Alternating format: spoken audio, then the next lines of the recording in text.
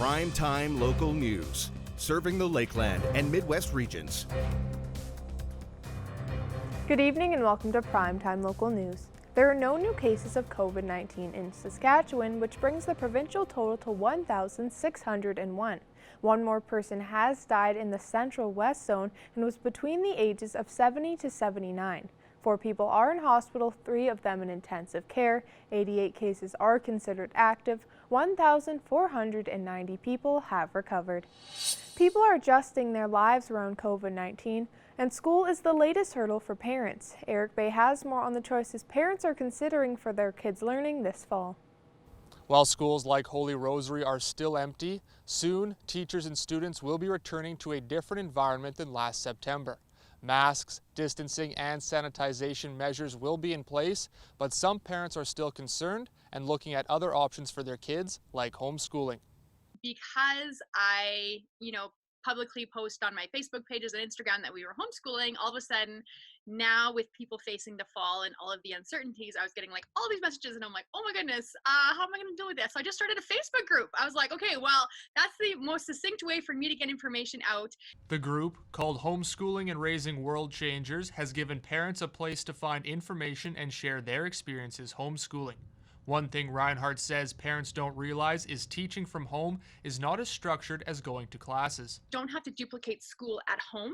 And so the amount of actual education time for each child is very small compared to your average school day, because when you delete, class transfers, class transitions, discipline in the classroom, like all the things, the actual education piece is fairly small. Attitude is the biggest thing parents need to remember when deciding to teach their own children, according to Reinhardt. Kids pick up big time on us parents and our attitude and our disposition, right? So it's really important that you really check your own emotions at the door. Am I waking up stressed? Am I feeling inadequate? Am I feeling like I can't do this? Because all of those emotions will translate into an underlying frustration that the kids pick up on. Parents still considering their options can find more info on homeschooling on the Homeschooling and Raising World Changers Facebook page. Eric Bay, Primetime Local News. Back to school time can take a toll on one's mental health, especially during COVID-19. Connor Chan has warned how students and parents can get through stressful times. Well, joining me today is Brian Geislinger, the Vice President of Corporate Relations with Alberta Blue Cross, and Emma Ricard, the Regional Director for Homeward Health. Now, we're talking about mental health tips and getting your child ready to go back to school. Emma, I'll start with you. How important is it to have those conversations, and what's the best way for parents to start them? I think it's really important to start those conversations as early as possible, to set some expectations with your children about how those first few days of school might go. I think as important as that is listening to your children and giving them an opportunity to ask questions. It's a great way that our kids can let us know where they're at and what's playing on their minds. And then we can respond to those. And again, I think for parents to be as calm and confident and really set the tone for children as they head back to school. Now, Brian, how important was it for Alberta Blue Cross to get this information out to the public during these new challenges that many parents and students are going to be facing? Sure, it's extremely important. It's very timely. I myself have 3 elementary age children who are re-entering school this fall, so I know firsthand the level of anxiety and worry and concern that parents have, and we know that our children have that level of anxiety as well. So Alberta Blue Cross is known for our prescription drug, dental, vision care benefits, but we also provide a lot of mental health supports and programs to our plan members. And it's important that individuals realize that their benefit plans can provide a lot of mental health supports to them through this time as well. So certainly as we're looking at the stresses and anxiety of re-entering school during a pandemic, it's important that people are able to access the full gamut of benefits that they have available to them, and particularly the mental health supports that are available. Was there any continued worry in your mind about sending your kids back to school during this pandemic? I don't think so. I think we have a pretty high level of confidence in how the government is handling the plan and how the school boards are working with the realities of the situation. So certainly, I think people have a high level of confidence, as I certainly do, that the situation is being handled the best that it can be. But even though that's the the way that it's being handled, there's still the reality of sending our kids back to school during a pandemic. So certainly it's a cause for concern. Now, Emma, what's the one thing that parents may forget to understand when it comes to their kids starting a new school year? I think it's important for parents to remember that children are resilient and they can cope with hard things as long as they have good support to to make their way through those difficult challenges. And with everything that's difficult comes opportunity. And I think there is lots of teachable moments here for children to ensure they have skills to problem solve. It's an opportunity for them to learn more about being caring and showing empathy. And by assisting them, even reminding them about difficult things they've overcome before. And so hardship's not necessarily all bad, but there is opportunity here. And I think approaching it with a positive mindset is really contagious, just as fear and worry can be contagious. So involve your children, remember that they're resilient, and that equipping them with skills and learning those skills yourself and demonstrating them is a great way that we can support our kids to go into this new challenge. Aside from kids trying to ease stress about this time of year, what are some tips for parents to do to help them ease some of the stress?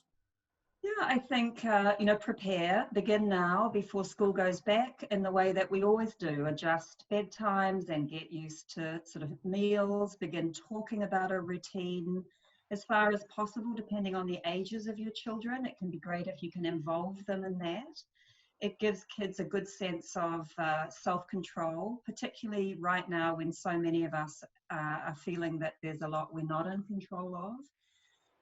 So for kids to understand they play a part and focus in on what are the things that they can do, like wearing a mask and washing their hands. I think to remind them, focus on growth, remind them how much we've learned and that their parents and their school and the community are really working as hard as we all can to keep them safe. And then I think to check in with children often and listen really carefully to what they're saying. So that we can check in, and ultimately if the kind of good gentle parenting that we usually use isn't effective in supporting your children, then don't be afraid to seek help. Now, Brian, back to you. Was there a high demand for the information to be released from Alberta Blue Cross's perspective for not only people that are members with you, but also maybe within your organization? We're doing it more proactively. So certainly through the pandemic, we've seen escalating use of mental health supports benefits. And, knowing that the school year was coming up and knowing personally how many of us have a stake in this, we wanted to be proactive in trying to get as much information out to parents and children, frankly, for that as possible, and make it available right now so that it's timely right at the start of the school year. So people are well prepared and they have the tools and the resources they need to approach the year positively. And lastly, is there anything that either of you would like to add? I just want to remind parents that one of the things kids really need is healthy coping parents. And so often we focus in on our children, but our children need us to be well. So it's important for parents to take a moment to think about what their needs are going into this next stage. And that ultimately that's going to be in their children's interests. I think it's all about managing stress and maintaining a level of comfort with the situation. So there's no right or wrong through this. People have to do what's comfortable for them and what feels right for them and their families, and above all, find ways to manage the stress through the situation. Well, Brian and Emma, I really appreciate your time, and thank you very much for joining us today. Now we're Connor Chan. We'll take a look at your weather forecast.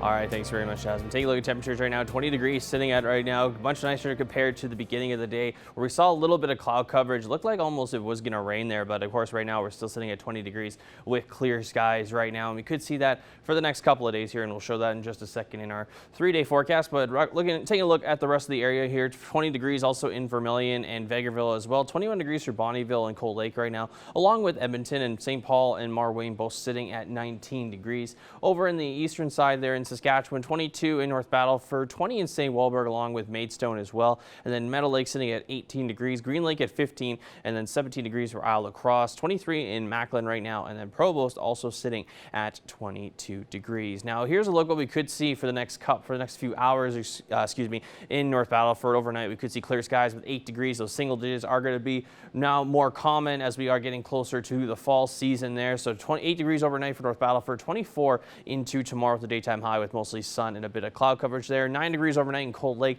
with some showers tomorrow, possibly with that high of 22 degrees, with that little bit of cloud coverage and a little bit of sun as well. And then for us here in Lloydminster, 9 degrees overnight, and then tomorrow it could translate into some rain, even some thunder showers possibly ahead of our way as well for tomorrow. But as we take a look here at the next 3 days, I did mention there's that 40% chance we could see some rain there, and that rain could carry over into Thursday as well. So we are going to see a much cooler mornings starting on that Friday, as we see there a low of 7 degrees and also a low of 9 for tomorrow, But the rain that we could possibly see for tomorrow, we could see possibly, maybe up to a millimeter, maybe a little bit more than that for both Wednesday and the Thursday as well. We could also see more thunder showers as well on Thursday aside from Wednesday. But that's a first look at your weather forecast. We'll have more primetime local news coming up after this.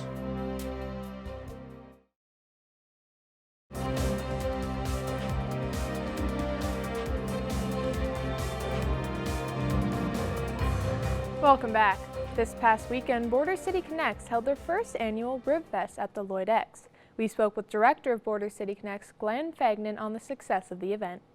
I'm joined here with Glenn Fagnan, and he's the Director of Border City Connects. Now, Border City Connects held their first annual Rib Fest this past weekend, and how did it turn out? Well, it was, it was a great event. We had 3 days, and each day we did close to 1,000 people. So I think we are 1,000 vehicles. So we ended up just a little over 2,800 vehicles going through in the 3 days. So we were very pleased with that, as well as our ribbers. They were very happy with the crowds and very impressed with the city and the enthusiasm.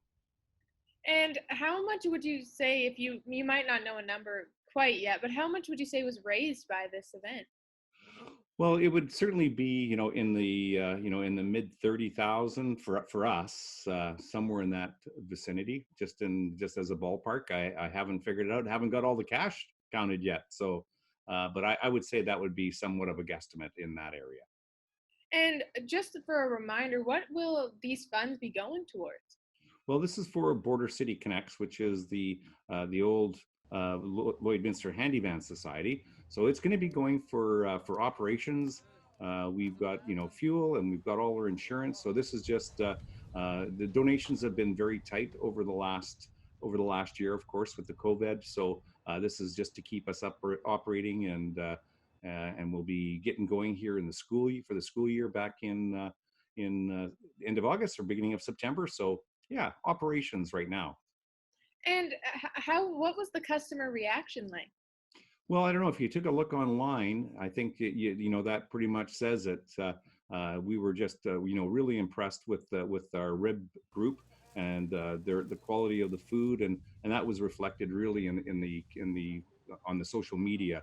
I think 99.9% of it was very, very positive. So we removed there was lines, huge lineups, but they were moving them very quickly. So I never had anybody come up and to me at any kind of a complaint. So we were very pleased just overall with that. And for this, the success and the amount of people that showed up, it must be nice to see that if you continue this event next year and for years to come, that you will have that help behind you.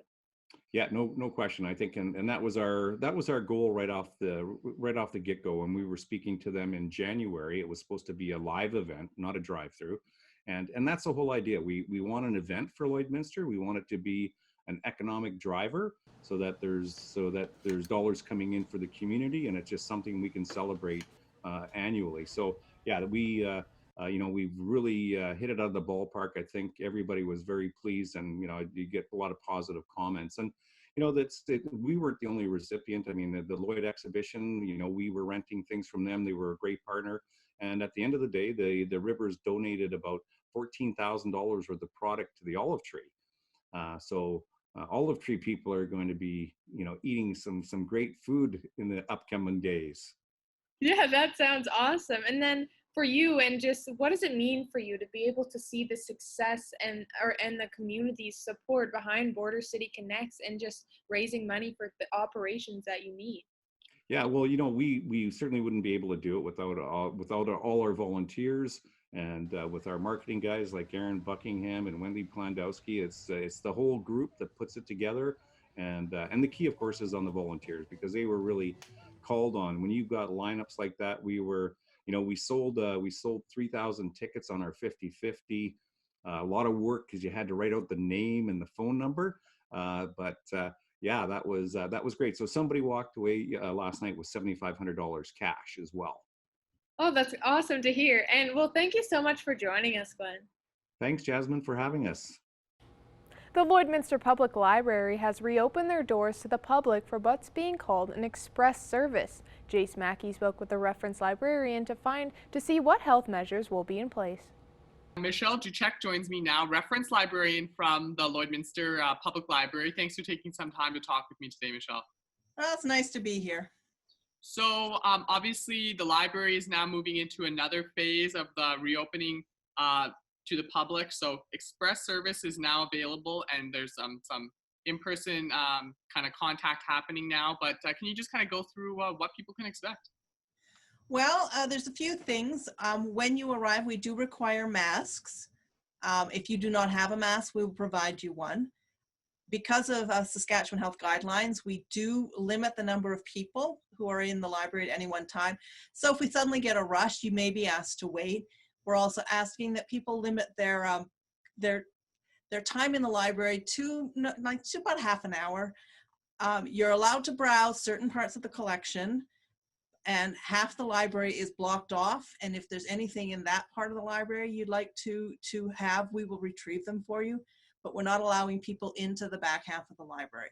You can browse the children's section, the videos, the paperbacks, the just arrived, so the new books. That's pretty much it right now. And the audiobooks, right? The audiobooks, I forgot about those. Are people able to use the computers at the library during this time? We have 4 internet stations set up, and they will be allowed to use the computers for half an hour for the internet. Again, because we want to restrict the amount of time people are in the library, so they'll do that. And how excited are you to be able to have people actually in person in the library? I am. This morning, I helped a young person was looking for something, and we found something, and it was in the back end of the library. So while they were looking for other stuff, I went and found the books that they wanted, and they were happy. It's nice to see people, even though we can only see their eyes because they're all wearing masks. And it's nice to get that personal contact back. We are people who like to be around people. We were starting to maybe get a little tired of just seeing the same, half dozen, dozen people every day. It's like nice to have other people to look at.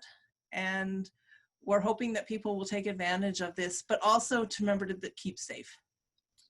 So another question I had was just about people coming. So are there people that, obviously you guys have had kind of services through this entire time online and kind of limited exposure, but are there people who kind of are now finally getting back to the library for the first time?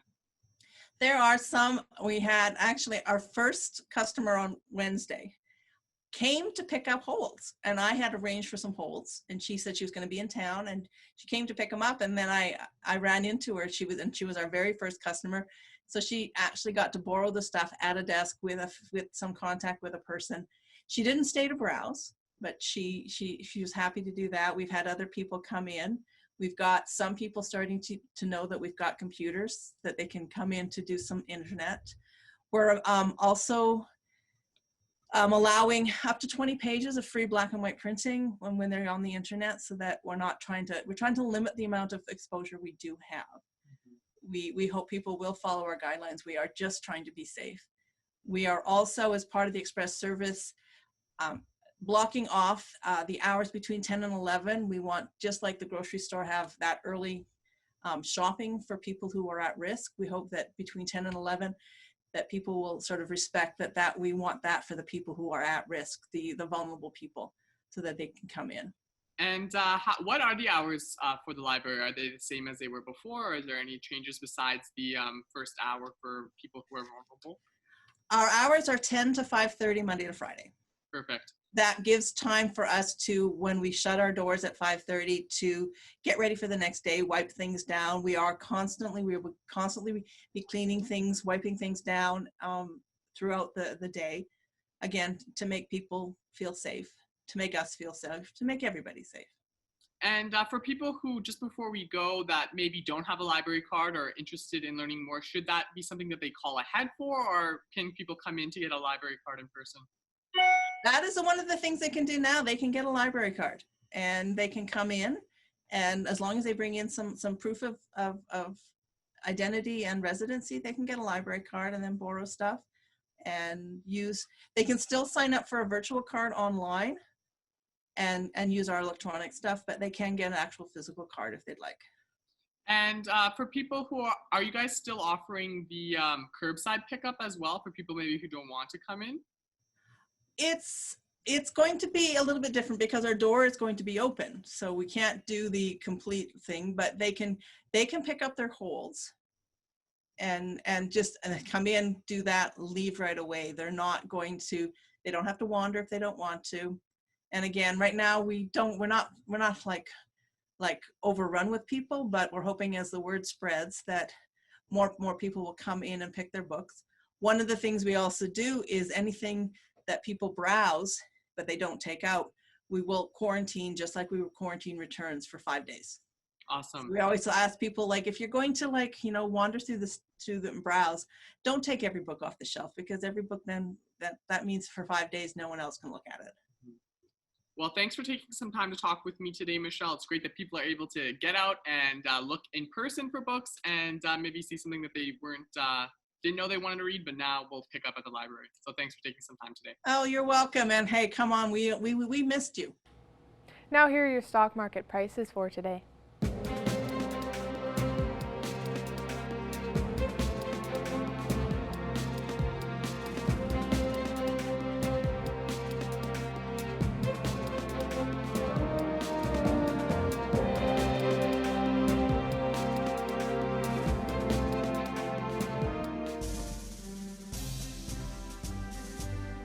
Today's oil prices are brought to you by First General Services.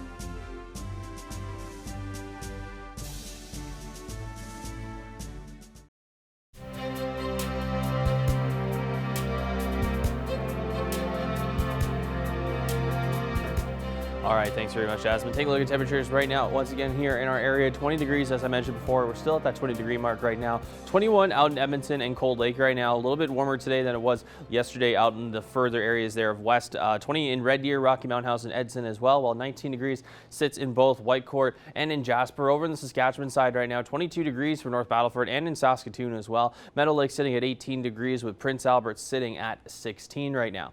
Now, as we take a look up north, a little bit cooler in some areas there, especially in the areas like Laurent and Wollaston Lake sitting at 11 degrees. South End in single digits right now, sitting at 9 right now, while the Loche and Buffalo Narrows both sit at 16 degrees. Stony Rapids also sitting at 13 right now. Over in the northern Alberta areas, 19 degrees for Fort McMurray and Fort Chipewyan, with 17 in Slave Lake, 19 in Peace River, 18 for Grand Prairie, as well as 15 degrees out in High Level right now.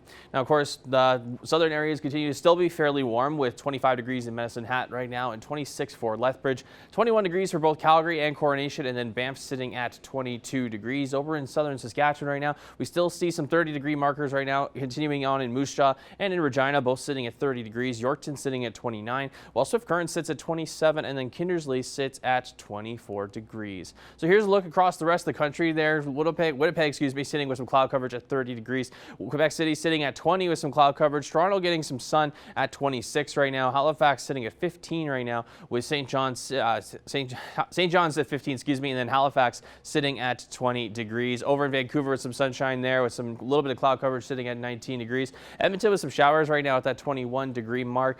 Could make its way over from the west into our area in the next couple of days or so. Yellowknife sitting at 13 up north right now with some rain, and then 15 degrees right now out in Whitehorse. So here's what we could see for tomorrow. We could see 22 degrees for tomorrow as our daytime high for us here in Lloydminster, as well as in Vermilion, Marwayne, Bonnyville and in Cold Lake. 21 for St. Paul, Vegreville, and Edmonton tomorrow. 24 for Provost with 25 degrees out in Macklin, and then 24 also for North Battleford, and then 22 degrees we'll see also in the Meadow Lakes, St. Walburg, and Green Lake and Isle La Crosse areas. So we could see some showers coming our way through tomorrow, coming from Edmonton, as I did mention there. Could see that thunderstorm possibly tomorrow on the Wednesday, and then also rain on Thursday with at that high of 19 degrees and a 63% chance of some showers there. Then we get into Friday with a little bit more sun. It clears up a little bit there with that high of 21 degrees. We start to get a little bit cooler as we get into next week there in the mornings. So 19 on Saturday, 12 on Sunday, and then as you see there, we'll have 8 degrees as our daytime low there for Sunday, and then we'll have 5 degrees as the low there for Monday, and then 6 degrees for the low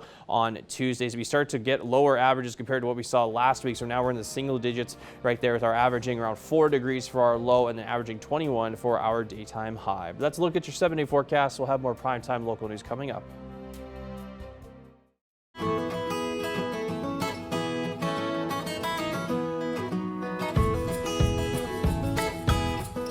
Welcome everybody back to another week in Pet Project. I'm joined once again by Becca Lawrence from the Lloydminster and District SPCA. How are you doing this week, Becca? I'm doing really good. How are you? I'm doing great, thank you. So who do we got here today? What's this little guy's name? This is Miss Bug. So she came into the shelter probably about a couple weeks ago as a surrender. So she right now doesn't really want to be on camera, I guess. That's okay. And so yeah, she came in as a surrender. She unfortunately didn't like the newborn baby and some of the other cats in the home. So we think Bug would be one that would be really happy in just her own home with no other animals or small children. Okay, so she's probably just a little on the shy side as far as animals go. How is she with people? Like, is she kind of cuddly, or is she, a little more hands off, or what? How is she?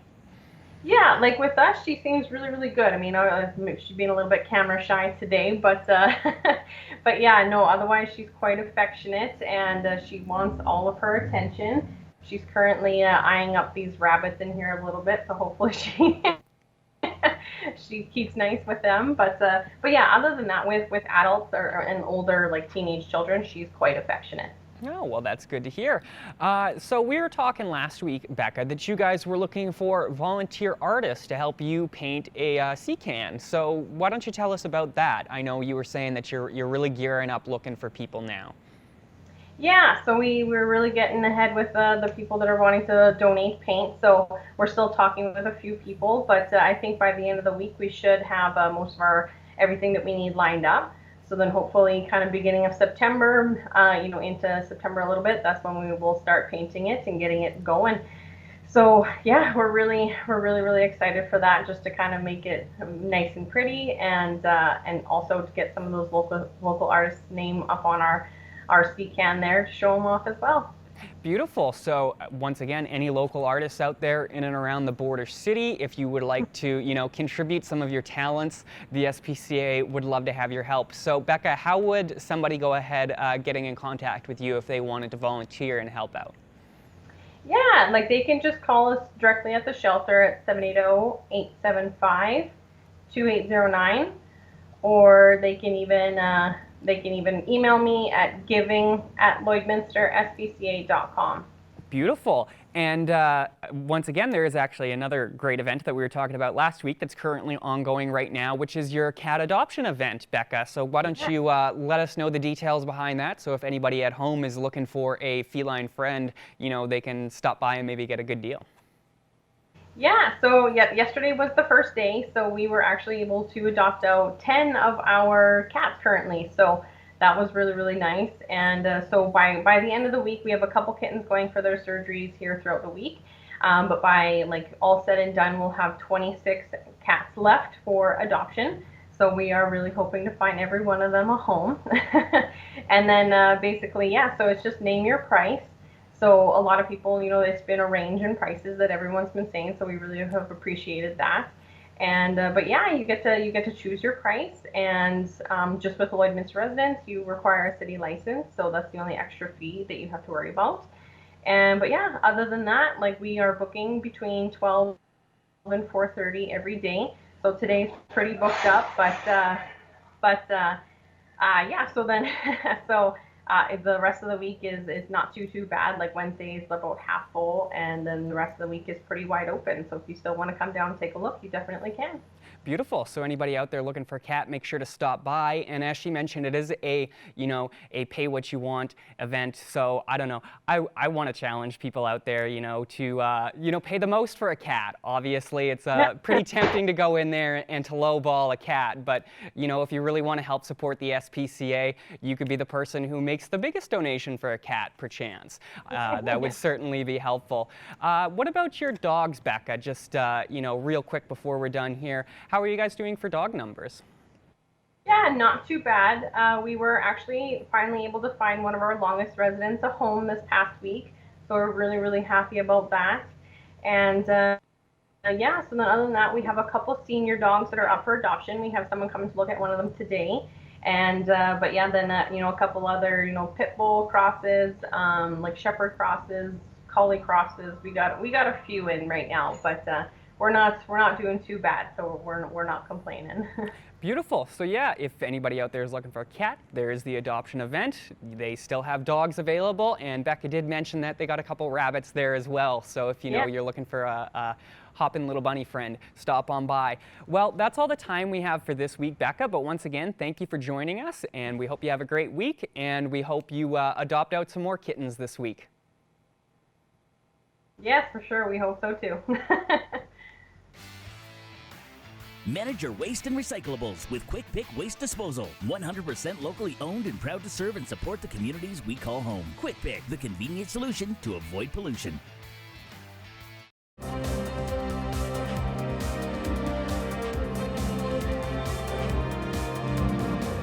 I'm speaking with Kim Tradewell with the Lloydminster Youth Council. How are you today? Good, thanks. So the council is looking for youth right now who are in grades 9 to 12. What can students expect to be a part of this council? It's really a great opportunity to be a little bit more invested in the community. So it's a chance to have their voice to be heard by more than just their peers. But working with peers is also another great part of what this council does. Being mentors for other youth, younger youth in the community is also a fantastic opportunity. We allow them to have some funds that they can direct for different activities throughout the year for other youth, as well as we also bring in guest speakers to help kind of build some capacity for their learning that they can kind of use to build their resumes. So different things like speaking in front of, different crowds of people and interview skills, meeting skills, those kinds of things. Okay, and what is the usual process for applying to the Youth Council? There's a really quick and easy application form through the Facebook link. Once they apply, then there will be a short interview process with usually 2 or 3 of our previous members from the council from the year before. So it's with peer interviews, just to see if everybody's on the same page and it's a good fit for them and for the youth council as well. So it's also a good opportunity to work on those interview skills and, for applying for jobs and other things in life. And why do you believe the Lloydminster Youth Council is important for youth in the community? It's just a great opportunity to not only work with other youth in the community and have their voice be heard, but it's also a great opportunity to learn what being involved or more involved with our own municipal government. So learning like the process of having their voice be heard through city council and working on different councils and being a voice for city council for their target group, right? So it's just a really great opportunity to learn some of those different skills and new skills. And what sort of events and projects were there for the youth council in the past? In the past, they've held different things like Border Dash. They've had bowling nights. They've done like some, I think they've done a youth dance a few times. Last year they did a family skate, so it was more than just youth. They invited, family members as well to come, and that was very successful. It's really like a great opportunity for them to kind of hear what other youth want for activities, and for the different age groups to get together as well. And what will the council have to do differently now this year with, of course, COVID-19 involved? That is a good question. And it's something that we're going to have to sit down with the youth and do some brainstorming around and see if we can be creative about how do we keep those youth connections alive and strong in our community, because we know that's so important. So I'm not sure yet, but I'm excited to work with them and see what that all entails. Of course. And was there lots of support in the past from residents for the Youth Council? Yeah, I think they're, I believe this is like the third year, and they're really starting to get their voice out a little bit more, that they are a part of the community. And yeah, like it takes a little bit of time to build that momentum, but, we have a really strong committee that's coming back this year. We lost a few good ones that graduated last year, but we have a really strong group that's coming back, and we're excited to see some new members come. And it's a really good, diverse group of youth as well. And I think that's an important thing to say. It's, from all different groups, social groups. That's what we try to kind of do, some shoulder tapping within the schools and work with the counselors and the teachers with both school divisions, so that we get a wide range of representation. So it's a really great opportunity for youth to get to know one another as well as the mentorship and adult guidance. And for residents who would like to know that don't know yet, what is the deadline for applications now? I believe the deadline is like September 25th, so kind of that last week of September. So if they have any questions, definitely to check out the Facebook or Instagram link for the Lloydminster Youth Council, and they can always DM through that way or send a message if they have any other questions or concerns, and we'll respond to them as soon as we can. Well, thank you so much for joining us today, Kim, and best of luck to you and the Youth Council in the future. I'm sure lots of people are wanting to join. Thank you. We're excited about it. All right, taking one last look here at your weather forecast. 22 degrees tomorrow with some showers, possible thunderstorms as well for tomorrow with that high at 22 degrees. 19 on Thursday, where we could see an increased percentage of chances of showers there, with maybe up to 2 millimeters of rain expected though. 21 degrees on Friday though, with a little bit clearer skies. 19 degrees on Saturday, 12 on Sunday as we start to get a little bit cooler heading into the mornings and the early parts of the day there. 5 degrees on Monday with our daytime low there, and 16 degrees for our daytime high on Monday there, and then 19 for our daytime high there on Tuesday. Thanks for joining us on Primetime Local News. Have a great night.